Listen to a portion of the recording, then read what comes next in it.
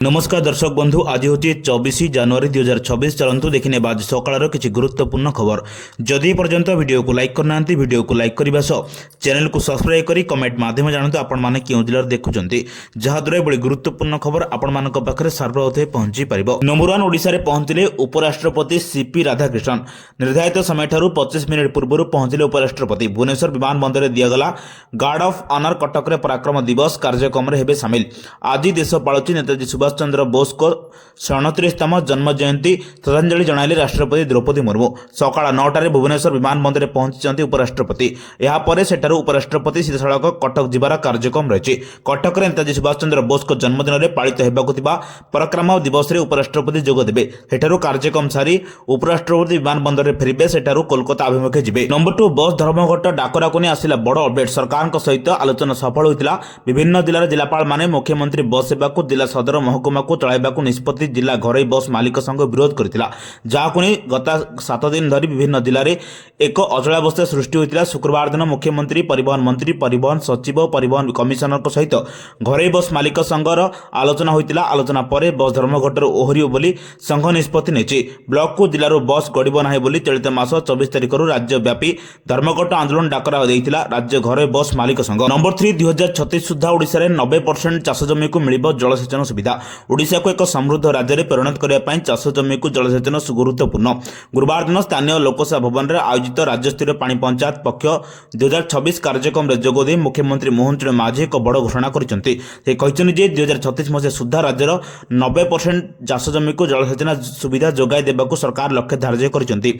आगामी 5 वर्ष मध्य विभिन्न प्रकल्प माध्यम अतिरिक्त 15 लाख हेक्टर जमी को जलसेचित कर बृहत मध्यम और क्षुद्र प्रकल्प समेत lift irrigation mega lift scheme एवं चेक डैम जरिया सुविधा संप्रसारण कर। नंबर 4 ओडिशा रे पान दुकान को जीवार साधारण चित्र संपूर्ण बदलवाकू जाउछि।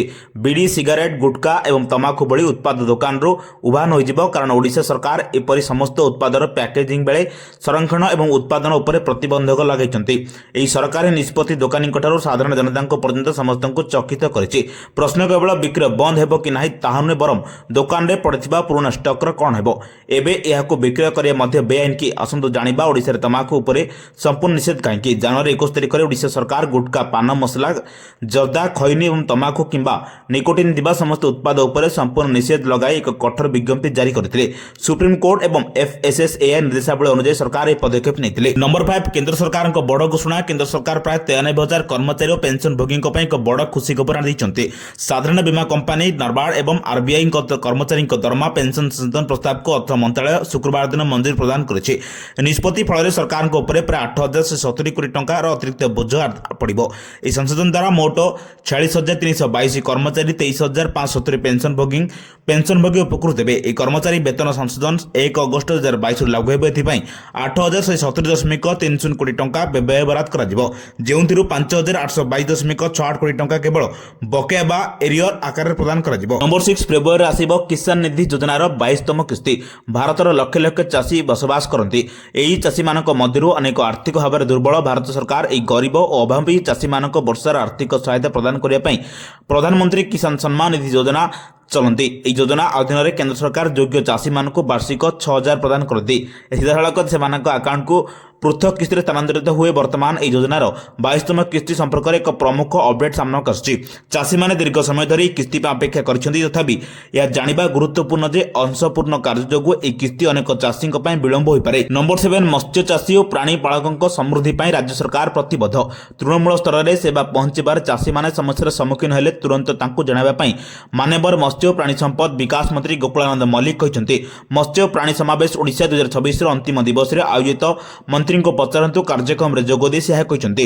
मत्स्यचाषी और प्राणी पालकों उन्नति पर सरकार अभिनव प्रयास को चाषी माने स्वागत करते एवं विभिन्न जिलार आसथिबा मत्स्यचाष और प्राणी पालक माने मान्यवर मंत्री सह सीधासख कथा होइतिले। नंबर 8 कलमा बैरेज तले बालीबंध निर्माण करिया प्रसंग। कलमा बैरेज तले बालीबंध करी महानदी पानी अटकाइबा विषय में ओडिशार मुख्यमंत्री नीरवता को नापसंद करिछि। ए प्रसंग में प्रधानमंत्री ନେଇ ଜଳଶକ୍ତି ମନ୍ତ୍ରୀ ମହାନଦୀ ଟ୍ରିବ୍ୟୁନାଲ ଅଧ୍ୟକ୍ଷ ଓଡ଼ିଶା ମୁଖ୍ୟମନ୍ତ୍ରୀ ତଥା ମହାନଦୀ କମିଟିର ଅଧ୍ୟକ୍ଷଙ୍କୁ ମଧ୍ୟ ଅବଗତ କରିଛି। ଆସନ୍ତା 27 ତାରିଖରେ ମହାନଦୀ ବଞ୍ଚାଓ ଆନ୍ଦୋଳନ ନେତୃତ୍ୱ ସ୍ଥିତିକୁ ଅନୁଧ୍ୟାନ କରିବାକୁ ଯେ କଲମା ବ୍ୟାରେଜ୍ ଛତିଶଗଡ଼ ସରକାର ବାଲିବନ୍ଧ ନ ଭାଙ୍ଗିଲେ ଲୋକେ ଭାଙ୍ଗିବେ ବୋଲି ବନ୍ଧ କହିଛନ୍ତି। ସେମାନେ ସେଥିପାଇଁ ପଦକ୍ଷେପ ନେବା ମହାନଦୀ ବଞ୍ଚାଓ ଆନ୍ଦୋଳନ କମିଟି। ଟ୍ରିବ୍ୟୁନାଲର କାର୍ଯ୍ୟକାଳ ବୃଦ୍ଧି ପାଇଁ ଲିଖିତ ଭାବରେ ଓଡ଼ିଶା ଓ ଛତିଶଗଡ଼ ପତ୍ର ନ ଦେବା ଉଭୟ ସରକାର ବିବାଦର ସମାଧାନ କ୍ଷେତ୍ରରେ ନିଷ୍କ୍ରିୟତା ପ୍ରତିପାଦିତ କରେ। ନଭେମ୍ବର 9 ଜାନୁଆରୀ 26ରେ ଖୋଲା ରହିବ ନନ୍ଦନକାନନ। ସାଧାରଣତନ୍ତ୍ର ଦିବସ ଅବସରରେ ନନ୍ଦନକାନନ ପ୍ରାଣୀ ଉଦ୍ୟାନ ଏବଂ ବଟାନିକାଲ ଗାର୍ଡେନ ମଧ୍ୟ ଖୋଲା ରହିବ ବୋଲି ନନ୍ଦନକାନନ କର୍ତ୍ତୃପକ୍ଷ ସୂଚନା ଦେଇଛନ୍ତି। ସୋମବାର ପରିବର୍ତ୍ତେ ଆସନ୍ତା ସପ୍ତାହରେ ମଙ୍ଗଳବାର ଦିନ ଏହା ବନ୍ଦ ରହିବ। ନନ୍ଦନକାନନ ଉପନିର୍ଦ୍ଦେଶକ ସନତ ନାରାୟଣ ସୂଚନା ଦେଇଛନ୍ତି। ପ୍ରତି ସୋମବାର ନନ୍ଦନକାନନ ପ୍ରାଣୀ ଉଦ୍ୟାନ ପର୍ଯ୍ୟଟକଙ୍କ ପାଇଁ ବନ୍ଦ ରହିଥାଏ, ହେଲେ ଆସନ୍ତା ସୋମବାର ସାଧାରଣତନ୍ତ୍ର ଦିବସ ପଡୁଥିବାରୁ ଏହା ପର୍ଯ୍ୟଟକଙ୍କ ପାଇଁ ଖୋଲା ରହିବ। ନମ୍ବର 10 NVMS କଲା ପ୍ରବେଶିକା ପରୀକ୍ଷା ତାରିଖ ଘୋଷଣା। National board of examination in medical science NEET MDS 2026 O NEET PG 2026 ପାଇଁ ପ୍ରବେଶିକା ପରୀକ୍ଷା ଏକ ଆପାତକାଳୀନ କାର୍ଯ୍ୟସୂଚୀ ଘୋଷଣା କରିଛି। 2 ମେରେ NEET MDS 2026 ଓ 30 ଅଗଷ୍ଟରେ NEET PG 2026 ପ୍ରବେଶିକା ପରୀକ୍ଷା ଅନୁଷ୍ଠିତ ପାଇଁ ପ୍ରସ୍ତାବ ରହିଛି। NEET MDS 2026 ପାଇଁ cut off date of competition O internship 31 May, NEET PG 2026 ପାଇଁ ସେପ୍ଟେମ୍ବର 30 ତାରିଖ ରଖାଯାଇଛି। ଏ ସମୟ ଭିତରେ ଛାତ୍ରଛାତ୍ରୀର ଇଣ୍ଟର୍ନସିପ୍ ସମାପ୍ତ କରିବାକୁ ପଡ଼ିବ। NUSM ପକ୍ଷରୁ କରାଯାଇଥିବା ଘୋଷଣା ଫଳରେ ଦେଶବ୍ୟାପୀ ହଜାର ହଜାର ଆଶାୟୀଙ୍କୁ ଆଶ୍ୱସ୍ତି ମିଳିଛି। ଏହି ଦୁଇଟି ପରୀକ୍ଷା କମ୍ପ୍ୟୁଟର ଆଧାରଣ ଅନୁଷ୍ଠିତ ହେବ। Number 11 Cuttack Mahanadi river front ପ୍ରକଳ୍ପରେ ନଦୀ କୂଳିଆ ନୂଆ ରୂପ ପାଇବ। ଏହାକୁ ସାଂସ୍କୃତିକ ମନୋରଞ୍ଜନ ସ୍ଥଳରେ ପରିଣତ କରାଯିବ। ଏହାଦ୍ୱାରା ପର୍ଯ୍ୟଟନକୁ ପ୍ରୋତ୍ସାହନ ମିଳିବ, ସାମଗ୍ରୀ ସହରୀ ପରିବେଶ ଉନ୍ନତ ଆସିବ। ଏହି ପ୍ରକଳ୍ପ କାମକୁ ତ୍ୱରିତ କରିବାକୁ ନିର୍ଦ୍ଦେଶ ଦେଇଛନ୍ତି ମୁଖ୍ୟମନ୍ତ୍ରୀ ମୋହନ ମାଝୀ। ପ୍ରାୟ 220 କୋଟି ଟଙ୍କା ଖର୍ଚ୍ଚରେ ମହାନଦୀ କୂଳରେ 426 ଏକର ପରିମିତି ଅଞ୍ଚଳକୁ ନେଇ ରିଭରଫ୍ରଣ୍ଟ ପ୍ରକଳ୍ପ ବିକଶିତ ହେବ। ଏହାକୁ 3ଟି ପର୍ଯ୍ୟାୟରେ କାର୍ଯ୍ୟକାରୀ କରିବାକୁ ପ୍ରସ୍ତାବ ମିଳିଛି। ପ୍ରକଳ୍ପ ପାଇଁ 2025-26 ଆର୍ଥିକ ବର୍ଷର ରାଜ୍ୟ ବଜେଟରେ ବ୍ୟବହୃତ ହୋଇଛି। ତେବେ ଏହି ନିର୍ଦ୍ଧାରିତ ପ୍ରକଳ୍ପକୁ ଶୀଘ୍ର ଆରମ୍ଭ କରିବାକୁ ମୁଖ୍ୟମନ୍ତ୍ରୀ ନିର୍ଦ୍ଦେଶ ଦେଇଛନ୍ତି। ସମସ୍ତ ସାମ୍ବିଧାନିକ ମଞ୍ଜୁରୀ, ଟେଣ୍ଡର ପ୍ରକ୍ରିୟା ଓ ପ୍ରାଥମିକ କାମକୁ ତ୍ୱରାନ୍ୱିତ କରିବାକୁ ସମ୍ପୃକ୍ତ ସଂସ୍ଥାକୁ ନିର୍ଦ୍ଦେଶ ଦିଆଯାଇଛି। ନମ୍ବର 12 ରାଜ୍ୟସ୍ତରୀୟ 77ତମ ସାଧାରଣତନ୍ତ୍ର ଦିବସ ପାଇଁ ଜୋରଦାର ପ୍ରସ୍ତୁତି ଚାଲିଛି। ମହାତ୍ମା ଗାନ୍ଧୀ ମାର୍ଗରେ ପରେଡ୍ ଅଭ୍ୟାସ ଆରମ୍ଭ ହୋଇଛି। ଦେଶାତ୍ମକ ବୋଧକ ଗୀତ ତାଳେ ତାଳେ ସାମରିକ ଓ ଅର୍ଦ୍ଧସାମରିକ ବାହିନୀ ସହ ସ୍କୁଲ କଲେଜ ଛାତ୍ରଛାତ୍ରୀମାନେ ପରେଡ୍ରେ କରିବେ। ଏଥିପାଇଁ କମିଶନରେଟ୍ ପୁଲିସ ପକ୍ଷରୁ ଟ୍ରାଫିକ୍ ବ୍ୟବସ୍ଥା ଉପରେ କଟକଣା ଲାଗୁ ହୋଇଛି।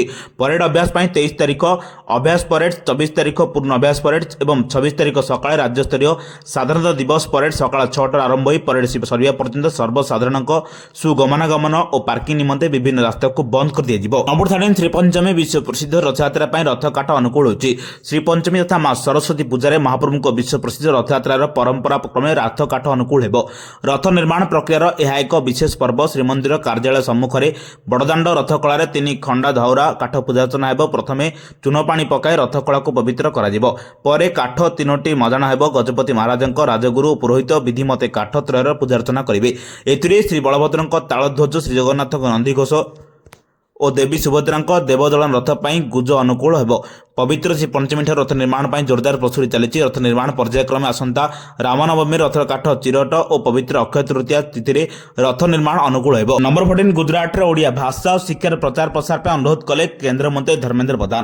ଗୁଜରାଟ ବିଶେଷ ଭାବରେ ସୁରଟରେ ବସବାସ କରୁଥିବା ଓଡ଼ିଶା ସମ୍ପ୍ରଦାୟ ସାମାଜିକ ଓ ଶିକ୍ଷାଗତ ବିକାଶ ପାଇଁ କେନ୍ଦ୍ର ଶିକ୍ଷାମନ୍ତ୍ରୀ ଧର୍ମେନ୍ଦ୍ର ପ୍ରଧାନ ଗୁଜରାଟର ମୁଖ୍ୟମନ୍ତ୍ରୀ ଭୂପେନ୍ଦ୍ର ପଟେଲଙ୍କୁ ଏକ ଚିଠି ଲେଖି ଅନୁରୋଧ କରିଛନ୍ତି। ଗୁଜରାଟର ଓଡ଼ିଆ ଭାଷା ଓ ଶିକ୍ଷା ପ୍ରଚାର ପ୍ରସାର ପାଇଁ ହସ୍ତକ୍ଷେପ ଲୋଡ଼ିଛନ୍ତି। ଗୁଜରାଟର ବିଶେଷତଃ ସୁରଟରେ ଓଡ଼ିଶାର ଏକ ଗୁରୁତ୍ୱପୂର୍ଣ୍ଣ ଓଡ଼ିଆ ଭାଷା ଜନସମୁଦାୟ ବସବାସ କରୁଛନ୍ତି, ଯେଉଁମାନେ ରାଜ୍ୟର ଶିଳ୍ପ ଓ ବେସାମରିକ କ୍ଷେତ୍ରରେ ଗୁରୁତ୍ୱପୂର୍ଣ୍ଣ ଅବଦାନ ନେଉଛନ୍ତି। ଓଡ଼ିଆ ଭାଷା ଏବଂ ସଂସ୍କୃତି ପ୍ରତି ସେମାନଙ୍କର ଆଗ୍ରହ ଓ ଆକାଂକ୍ଷାକୁ ଦୃଷ୍ଟିରେ ରଖି ଶ୍ରୀ ପ୍ରଧାନ ଗୁଜରାଟରେ ଓଡ଼ିଆ ମଧ୍ୟମ ବିଦ୍ୟାଳୟ ଏବଂ ଉଚ୍ଚ ମାଧ୍ୟମିକ ବିଦ୍ୟାଳୟ ସଂଖ୍ୟା ବୃଦ୍ଧି କରିବାକୁ ପାଇଁ ପ୍ରସ୍ତାବ ଦେଇଛନ୍ତି।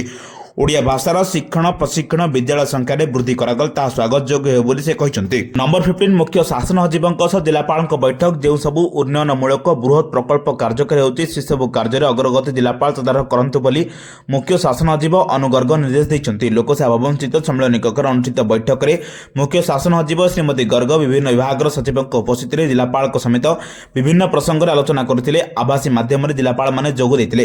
ଓଡ଼ିଆ ଭିଜନକୁ ଦୃଷ୍ଟିରେ ରଖି ପ୍ରତି ଜିଲ୍ଲାପାଳଙ୍କୁ ଅର୍ଥନୈତିକ ଅଞ୍ଚଳ ଅଭିବୃଦ୍ଧିର ଇଞ୍ଜିନ୍ ହେବାକୁ ଜିଲ୍ଲାପାଳମାନେ ସେ ଅନୁସାରେ କାର୍ଯ୍ୟ କରିବା ପାଇଁ ପରାମର୍ଶ ଦେଇଥିଲେ। ବିଭିନ୍ନ ଯୋଜନା ଓ କାର୍ଯ୍ୟକ୍ରମର କାର୍ଯ୍ୟକାରିତାକୁ ତଦାରଖ କରିବା ସହିତ ଜିଲ୍ଲାର ପ୍ରମୁଖ 25ଟି ପ୍ରକଳ୍ପକୁ ଚିହ୍ନଟ କରି ତାହାର କାର୍ଯ୍ୟ ଅଗ୍ରଗତି ସମୀକ୍ଷା କରିବାକୁ ପରାମର୍ଶ ଦେଇଛନ୍ତି। ଏହିଭଳି ଗୁରୁତ୍ୱପୂର୍ଣ୍ଣ ଖବର ପାଇବା ପାଇଁ ଆମ ଚ୍ୟାନେଲ ଯୋଡ଼ି ରୁହନ୍ତୁ। ଯଦି ପର୍ଯ୍ୟନ୍ତ ଭିଡ଼ିଓକୁ ଲାଇକ୍ କରିନାହାନ୍ତି ଭିଡ଼ିଓକୁ ଲାଇକ୍ କରିବା ସହ ଚ୍ୟାନେଲକୁ ସବସ୍କ୍ରାଇବ୍ କରି କମେଣ୍ଟ ମାଧ୍ୟମରେ ଜଣାନ୍ତୁ ଆପଣମାନେ କେଉଁ ଜିଲ୍ଲାରେ ଦେଖୁଛନ୍ତି, ଯାହାଦ୍ୱାରା ଏଭଳି ଗୁରୁତ୍ୱପୂର୍ଣ୍ଣ ଖବର ଆପଣମାନଙ୍କ ପାଖରେ ସର୍ବପ୍ରଥମେ ପହଞ୍ଚି ପାରିବ। ବ୍ୟୁରୋ ରିପୋର୍ଟ, ସାବଧାନ ଓଡ଼ିଶା।